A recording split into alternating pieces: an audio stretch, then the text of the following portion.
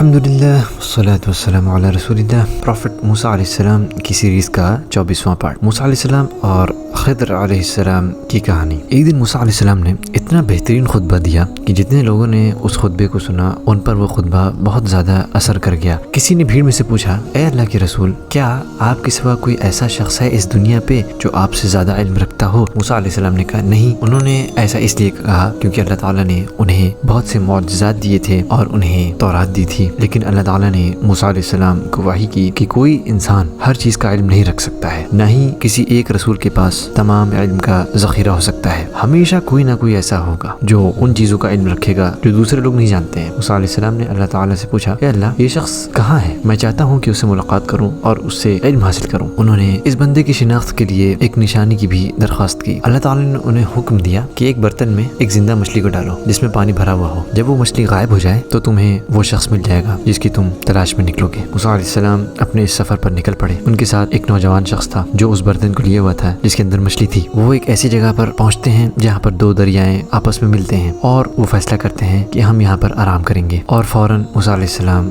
گہری نیند میں چلے جاتے ہیں۔ جب موسیٰ علیہ السلام نیند میں تھے تو ان کے ساتھی نے دیکھا کہ وہ مچھلی اس برتن سے نکلتی ہے اور سمندر میں چلی جاتی ہے، حالانکہ وہ موسیٰ علیہ السلام کو یہ بات بتانا بھول جاتا ہے۔ جب وہ اٹھتے ہیں تو وہ اپنا سفر جاری رکھتے ہیں یہاں تک کہ وہ بہت تھک جاتے ہیں اور انہیں بہت بھوک لگتی ہے۔ موسیٰ علیہ السلام اپنے ساتھی سے صبح کے ناشتے کی درخواست کرتے ہیں۔ اسی وقت ان کے ساتھی کو یاد آتا ہے کہ جس مچھلی کو وہ لے کے آئے تھے وہ تو بھاگ گئی۔ جیسے موسیٰ علیہ السلام نے یہ سنا، انہوں نے کہا، اسی چیز کی تو ہم لوگ تلاش کر رہے تھے۔ وہ فوراً واپس لوٹے، اپنے قدموں کے نشان کو دیکھتے ہوئے اس جگہ پر جہاں پر دو دریائیں آپس میں مل رہے تھے اور جس جگہ مچھلی کود کے دریا میں چلی گئی تھی، وہاں وہ ایک شخص کو پاتے ہیں جس کا چہرہ ہلکا سے ڈھکا ہوا تھا۔ اس کے آب ہاؤ سے لگ رہا تھا کہ وہ بہت پہنچے ہوئے شخص ہیں۔ وہ تھے الخضر۔ قرآن میں اس واقعہ کا ذکر ایسے ہے جس کا ترجمہ ہے، اور جب موسیٰ نے اپنے جوان یوشع بن نون سے کہا، میں تو چلتا ہی رہوں گا حتیٰ کہ دو دریاؤں کے سنگم پر پہنچ جاؤں، یا میں مدت ہائے دراز تک چلتا رہوں گا۔ پھر جب وہ دونوں دو دریاؤں کے سنگم پر پہنچے تو وہ اپنی مچھلی بھول گئے اور وہ دریا میں سرنگ کا سا راستہ بنا کر چلی گئی۔ پھر جب وہ دونوں آگے چلے تو اس موسیٰ نے اپنے جوان سے کہا کہ ہمارا ناشتہ ہمارے پاس لاؤ، ہمیں ہمارے اس سفر سے تھکاوٹ ہو گئی ہے۔ وہ بولا، بھلا آپ نے دیکھا جب ہم چٹان کے پاس ٹھہرے تھے تو میں مچھلی بھول گیا اور مجھے شیطان ہی نے بھلایا کہ آپ سے اس کا ذکر کروں، اور وہ عجیب طرح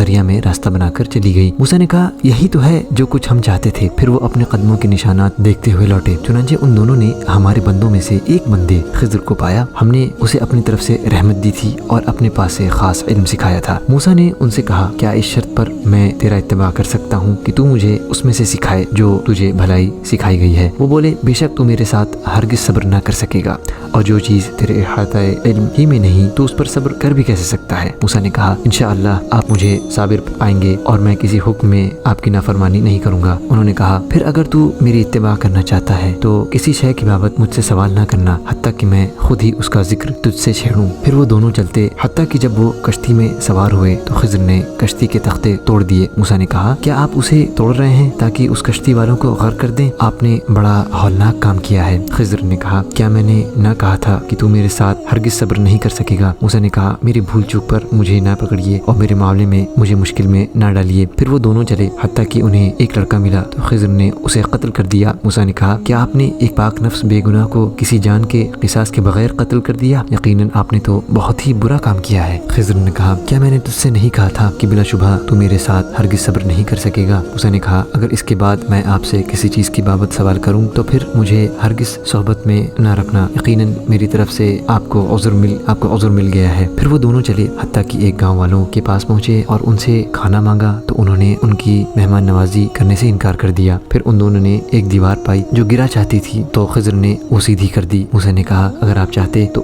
اس پر اجرت لے سکتے تھے۔ خضر نے کہا، اب میرے اور تیرے درمیان جدائی ہے، اب میں تجھے ان باتوں کی حقیقت بتاؤں گا جن پر تو صبر نہ کر سکا۔ وہ کشتی تو چند مسکینوں کی تھی جو دریا میں چلاتے تھے، لہٰذا میں نے ارادہ کیا کہ اس میں عیب ڈال دوں، جبکہ ان کے آگے ایک بادشاہ تھا جو ہر کشتی غصب کر لیتا تھا، اور وہ جو لڑکا تھا تو اس کے ماں باپ مومن تھے، لہٰذا ہم ڈرے کہ وہ سرکشی اور کفر کی وجہ سے انہیں گناہ پر مجبور کرے گا، چنانچہ ہم نے چاہا کہ ان دونوں کا رب انہیں ایسا بدلہ دے جو اس سے پاکیزگی میں بہتر اور محبت میں قریب تر ہو۔ اور وہ جو دیوار تھی تو وہ اس شہر کے 2 یتیم لڑکوں کی تھی اور اس کے نیچے ان کا خزانہ تھا اور ان کا باپ نیک تھا، چنانچہ تیرے رب نے چاہا کہ وہ دونوں یتیم اپنی جوانی کو پہنچے اور تیرے رب کی رحمت سے اپنا خزانہ نکال لیں، اور میں نے یہ اپنی رائے سے نہیں کیا، یہ ان باتوں کی حقیقت ہے جن پر تو صبر نہ کر سکا۔ آج کا یہ پارٹ ہی ختم ہوتا ہے، امید ہے آپ کو پسند آیا ہوگا، اس کو شیئر ضرور کریں۔ جزاکم اللہ خیرہ، السلام علیکم ورحمۃ اللہ وبرکاتہ۔